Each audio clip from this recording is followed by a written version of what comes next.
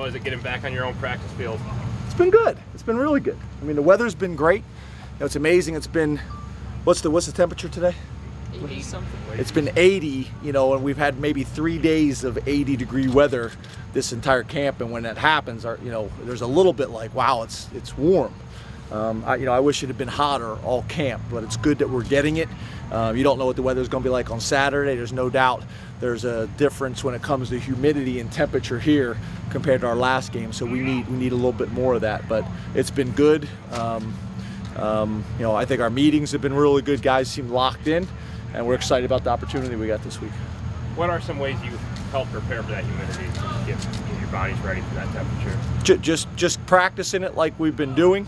And then obviously always hydrating. You know, I think whether it's hot or whether it's, you know, appears to be cool or whatever it may be, or overcast, you always hydrate like crazy just to prepare, because you never know how your body's going to react.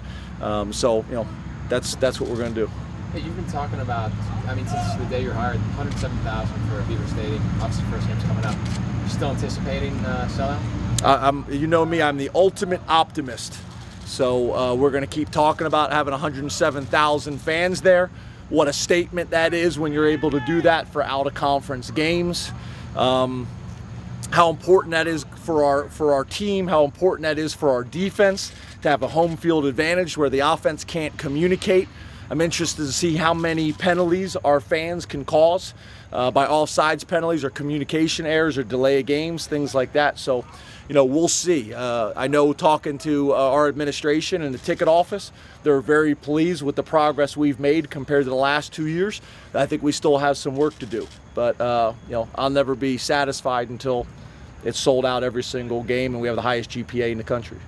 Coach, looks like the conference is bad weather on Saturday. Will you guys do things to, you know, to kind of account for that this week? Possibly like even a lightning delay, maybe? Anything like that? Yeah, you know, if you know, I know we got one of the best departments in the country for training weathermen, but you know, there's a long ways between now and the game. I'll wait till Saturday morning. If someone tells me Saturday morning how the weather's going to be, that's why all during camp, you know, when it rained, we tried to practice outside to get used to the wet ball work and things like that. I don't know how you prepare for lightning, but besides that, yes, sir. James, Carl Nassib was a guy you highlighted a little bit yesterday, and some of his teammates have done the same. What have you seen from him so far? Because obviously he's played a lot on Saturday, and when did you kind of know that he could be a big role player for you guys? Well, first of all, you know, he's got a lot of things that we can't teach. He's a massive human being, 6'6", 270 pounds. With that, he's got a tremendous motor. I think he's got a little bit of a chip on his shoulder, the fact that he walked on here. And he's out there every single day trying to earn everybody's respect. He's a highly motivated guy in the classroom. He's a highly motivated guy on the football field. To me, he's what Penn State's all about. Blue-collar, hard-nosed mentality.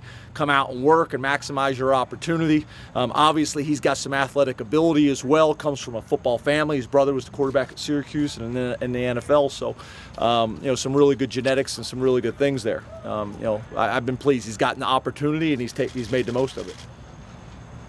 You're a contemporary of a lot of the '94 guys. Obviously, you played a little different level, but did you follow that team?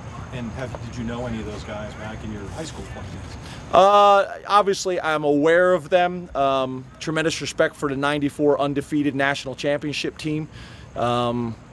But I don't really know those guys personally. I'm looking forward to, we're going to have those guys, they have a reception Friday night. We've invited them to come to practice on Friday, the walkthrough, hopefully get a chance to interact with those guys and build those relationships that you guys know that's something that we're lacking.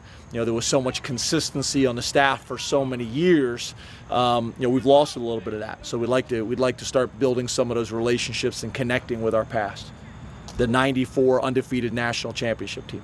What will Saturday morning be like for you guys, and will it be any different this week because it's a home game as opposed to being, of course, in Ireland last week? Excuse me. No, we'll get out on the road recruiting this week, which was probably one of the differences. We'll get out on Friday during the day. Then coaches will come. Most of the coaches will be back for meetings Friday night at the hotel. And then be able to get back out to some games, you know, myself included. That'll be a difference. With it being a Saturday morning game, the schedule won't be a whole lot different. If it was a Saturday evening game, there'd be some differences there. But we'll go over all those things in detail with them and already have this summer camp so they can anticipate, you know, what's going on. The same reason why we did that walkthrough, as you guys remember, during summer, where we did the entrance and locations on the field and box and all that kind of stuff, so that there would be some you know, comfort level for our guys. It wouldn't be a new experience. Is there a certain level of excitement for you beyond normal coming out for your first home game? I know I've asked you 100 of these questions about first, but this is something that seems a little bit different. Yeah, hi, how are you? Shooting directly up into my nose. Thank you. Yeah, I think, like I mentioned before, I think your first run out there, I mean, I think the walk there'll be some juice and excitement there. I think, you know, when you first come out of the tunnel and run onto the field, that first 30 seconds, there'll be a moment of the magnitude of it, but after that, it'll be on to the game and those types of things. Typically, when I come out, I try to find out, you know, in the stadium where our wives' tickets are, because I like to be able to make eye contact with my wife and kids if possible.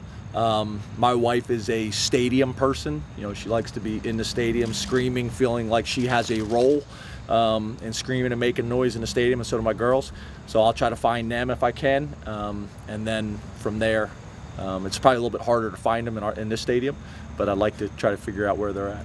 You mentioned practice consistency yesterday, I believe. Is that a matter of these guys just focusing for 3 hours? Is that a challenge that every team has, or is that something about them just sort of still figuring out what you want during an in-season practice versus, you know, maybe the spring? I think that's a challenge for most college teams and most college kids is, you know, can you come out and not only physically execute your responsibilities for 3 hours, but mentally can you stay focused? You know, I think that's one of the biggest challenges. You know, can you do it for the whole 3 hours of practice or 2 hours of practice? Can you do it for the whole 3 hours of a game or all 4 quarters? And they got to understand that that's part of the training that we're trying to you know, provide them in practice. Not only the physical aspects of their job and the muscle memory, but also the mental training of, can you stay focused for 3 hours straight? Is that something that you're just sort of stressing to them, or is that something that you haven't seen from them thus far? No, it's just naturally what's happens all across the country. You're trying to build up that mental and physical toughness to be able to do that, because that, you know, in our opinion, that's what it's going to take to be successful week in and week out consistently.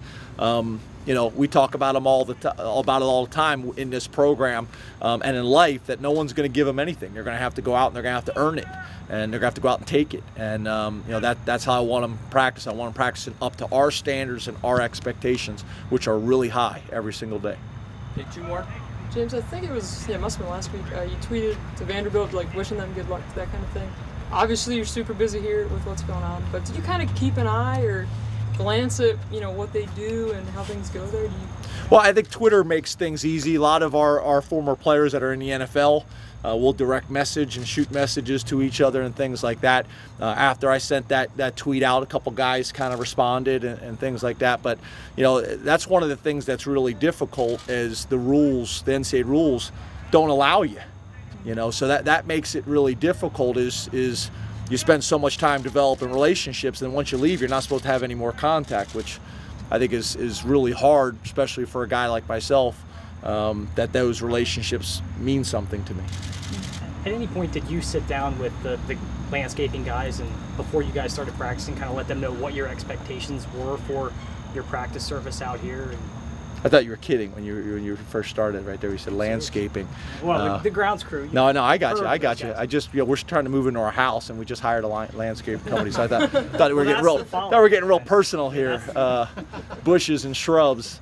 You know, from really my whole life professionally, I've heard about, you know, the turf department here at Penn State, and how it's one of the best, if not the best, departments in the country. So I learned real quickly, probably in my first week, about how serious they are about the grass and how much pride they take in their job, just like we take in our jobs. This spring was probably not a fair assessment because the amount of snow and frost that we had for so long. We didn't get on the fields that much this spring, but this camp, it's been awesome.